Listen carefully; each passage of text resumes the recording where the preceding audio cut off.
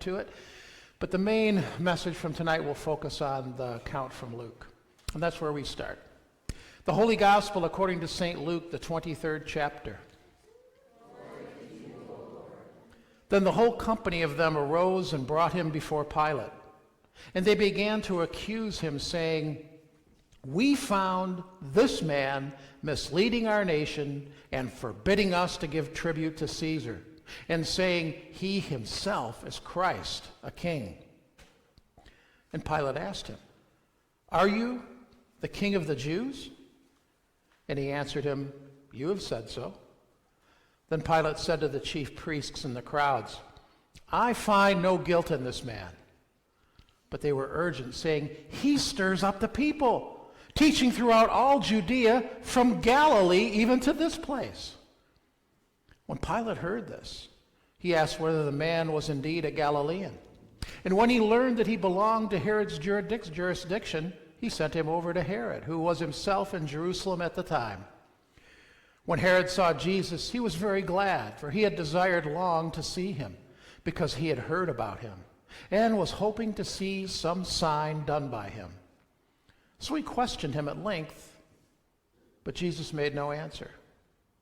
The chief priests and the scribes stood by, vehemently accusing him. And Herod with his soldiers treated him with contempt and mocked him. Then arraying him in splendid clothing, he sent him back to Pilate. And Herod and Pilate became friends with each other on that very day, for before this they had been at enmity with each other. Pilate then called the chief priests and the rulers and the people and said to them, "You brought me this man as one who was misleading the people. And after examining him before you, behold, I do not find this man guilty of any of your charges against him. Neither did Herod, for he sent him back to us. Look, nothing deserving of death has been done by him. I will therefore punish and release him." But they all cried out together, "Away with this man! Release to us Barabbas!" Barabbas had been a man who was thrown in prison for insurrection started in the city and for murder. Pilate addressed them once more, desiring to release Jesus.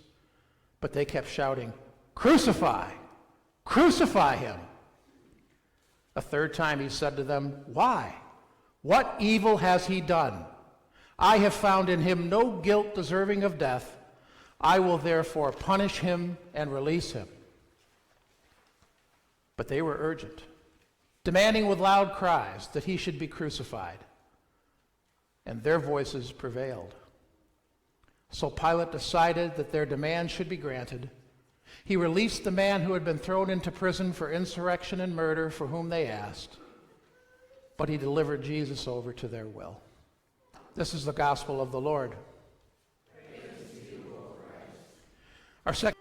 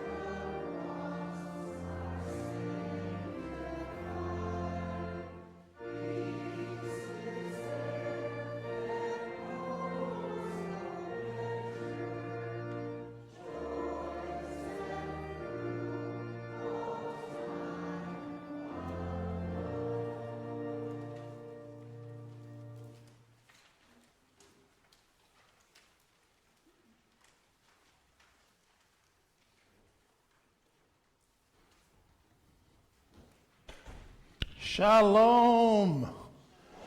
Greetings. Good to be back with you again here at Lamb of God. You know, every time I come and visit you, I learn something new. I'd never heard of tacos before. We didn't have that back in Palestine. Tacos are pretty good. Peter likes tacos. That's who I am, and I'm very happy to be with you again here today and to continue discussing Jesus' road to the cross. This is a messed up world, isn't it? Do you guys live in a messed up world? Yeah. Things aren't fair, are they? Do you see the innocent suffering and the guilty and the evil going free and left unpunished? Join the crowd. It was the same in my day. Especially if you were a Jew. We were God's chosen. God promised to our forefather David that from him would come a kingdom that wouldn't end, that one of his descendants would be on the throne forever. And that was true up until Babylon exile. Kingdom stopped there. At least the kings in the line of David. And certainly we did come back after 70 years. But we never ruled ourselves ever again. Not until the very day that Jesus came did we ever have a king on a throne in Jerusalem. And God had promised us this kingdom, this everlasting kingdom, with one of David's descendants ruling. Instead, what do we have? We have a succession of other countries who treated us terrible. And finally, we have Rome. Rome. I have to admit, there were some good things about Rome. Rome kept the peace. Before that, when we were governing ourselves, go way, way back, we weren't faithful to the Lord. He allowed other countries and nations and marauders to come in and harass us, steal our sheep, slaughter our women, do terrible things to us. Under Rome, Rome kept the peace at all costs. Nobody else was going to come and mess with us except for, well, Rome. Rome believed in keeping the peace above all other things. And Rome did have a sense of justice. They had courts. Rome allowed us to have our own ruling body, which was the Sanhedrin, the Jewish ruling council, made up of Pharisees, Sadducees, scribes, and the chief priests. They had the power to decide cases regarding Jewish law, the breaking of the Ten Commandments and the other laws that God had given from Mount Sinai. And they could supervise over some kind of punishment. Rome had its court. Rome took care of all violations of Roman law. Only Rome could give the death penalty. The Sanhedrin could not. Now, for the most part, I guess there was justice. Especially if you were a Roman, there was justice. For the Jew against a Roman, forget about it. You know what I was called by some of those Roman soldiers? These are the nice things that I can repeat in your midst. Jewish dog. Second-class citizens we were, if even they considered us that. But they did keep the peace. You didn't want to try to revolt against them. In your day and age, I believe you have a system of justice that, don't you have somebody that will stand up for you in court and speak on your behalf? Don't you have witness and evidence that have to be brought forth? Jesus calling. In our day, you start an uprising, Roman soldiers come in, draw their swords, and just start slashing. They're not going to ask who started it and what's going on. They would kill until it all stops. Because once again, we're just Jewish dogs. Rome kept the peace, and by gosh, you better keep the peace or you're in trouble. That's the way it was. Was it fair? No. Were we the innocent of God's chosen? Were we depressed and kept down? Yeah. Were the even Roman rulers able to do terrible things? Yeah, they were. Messed up and complicated world we lived in. You can see how messed up and complicated it is if we remember back to what I talked about last week. Jesus before the Sanhedrin. Jew before the Jewish court. They ask him a question, "Are you the blessed Son of God?" And when he answers truthfully, they convict him of blasphemy and they want him dead. These very men whose job it was to watch for the Messiah and point him out to the people want now to kill him. They can't, though. As I said, they don't have the power. They can't put people to death. Pilate can. So that's where he goes, and that's where the tale picks up for today. Early in the morning, as soon as they found him guilty, they march him over to Pilate, Pilate's headquarters. Pilate comes out.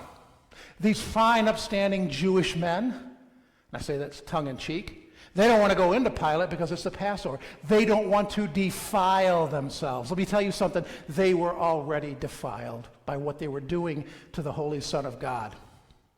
Pilate comes out. What's going on? We want this man convicted and sentenced to death. What has he done? Well, remember, the Sanhedrin found him guilty of blasphemy, but Rome doesn't care about blasphemy. Rome has a whole pantheon of gods. They don't care about the Jewish God. They don't care about somebody that calls himself the Jewish God. So what? The ruling council knows that's not going to work. So when Pilate presses them, you tell me and give me a charge, or otherwise I'm going to send him off and you guys are going to have to deal with him. They come up with two charges. These fine, upstanding Jewish ruling council men of God lie. Sedition. He was encouraging people to violate the Roman rule, to stand against Caesar, and he was telling them not to pay taxes. He was fomenting insurrection. Come on. I was with Jesus. Those men, many of those men were with Jesus in the temple when they asked him point blank, do we pay taxes to Caesar or not? Jesus never said, no, don't pay taxes to Caesar. He had a great answer that shut their mouths right up. Give to Caesar what is Caesar's, and give to God what is God's. That's a far cry from saying don't pay taxes to Caesar. That's encouraging you to pay what you owe to God's given representative who's ruling over you, is it not?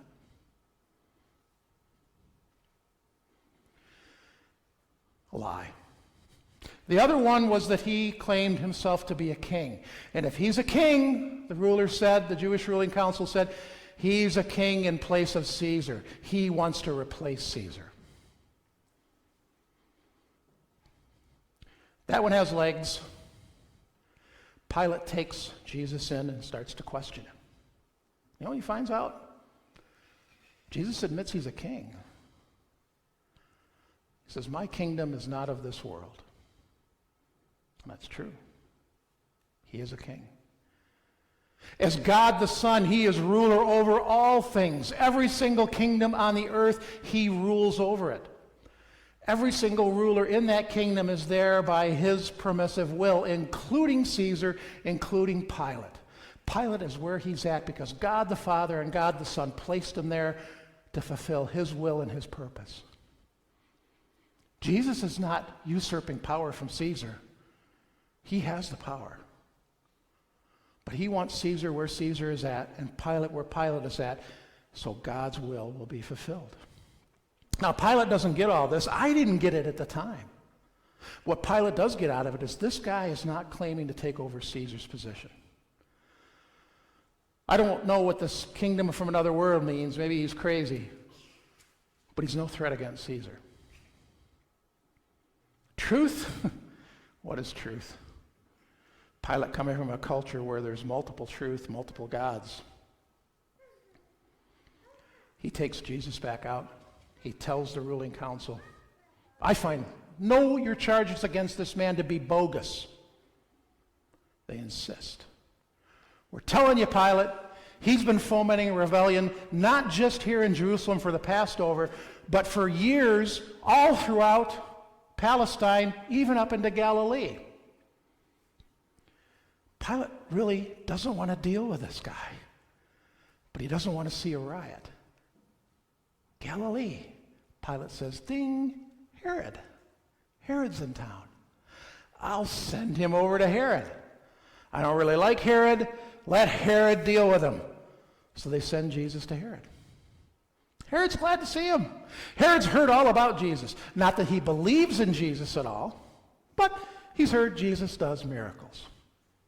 It's a show. Entertain me, Jesus. Herod says, show me some miracles.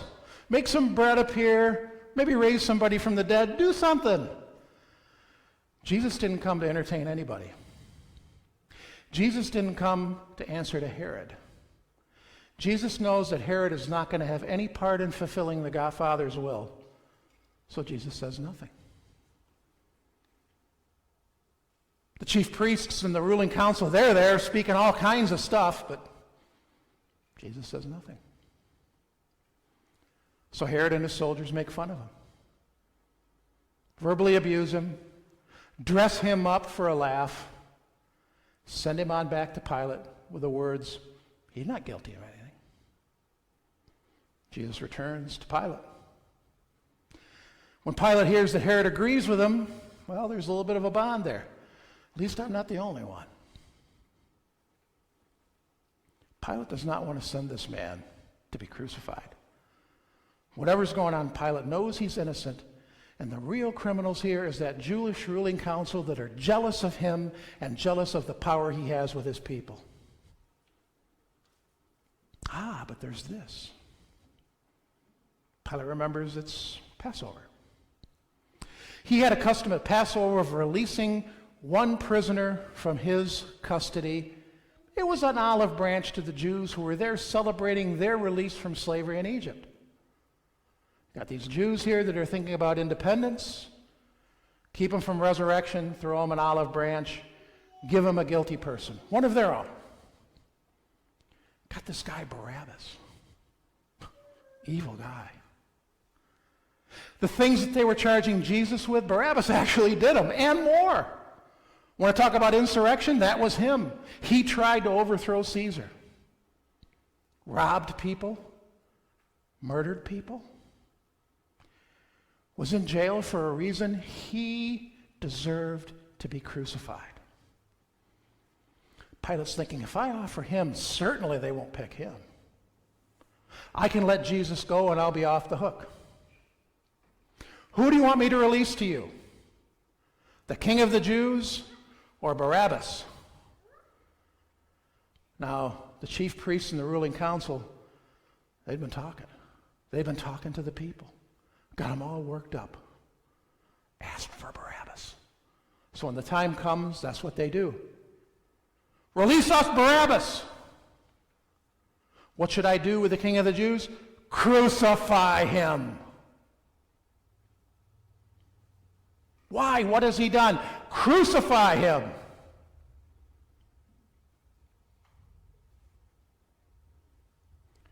Pilate's afraid.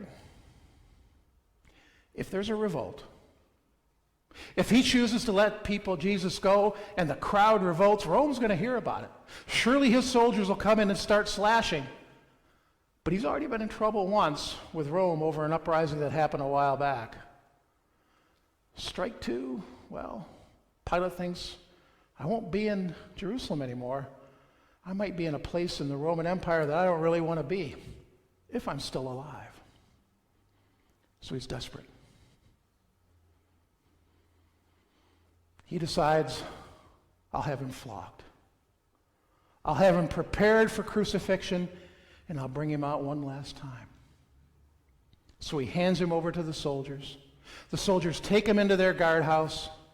They begin to flog him. You know what flogging's all about? You've got a whip. And at the end of those leather strands of the whip, there's little curved metal pieces. And when you reach out and you whip somebody, those metal pieces drag into the flesh on the back.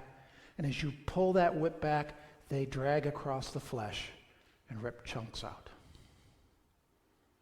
That's what they did to Jesus. Then they dressed him in a purple robe and put a crown of thorns around his head. Oh, look, here's a king. Got a crown. The crown of thorns weren't too pleasant either. Hail, King of the Jews. Soldiers had their fun. Jesus, who's already battered somewhat, is now more battered, bloody and beaten. Pilate expected it. When the soldiers are tired out and done, they take him back to Pilate.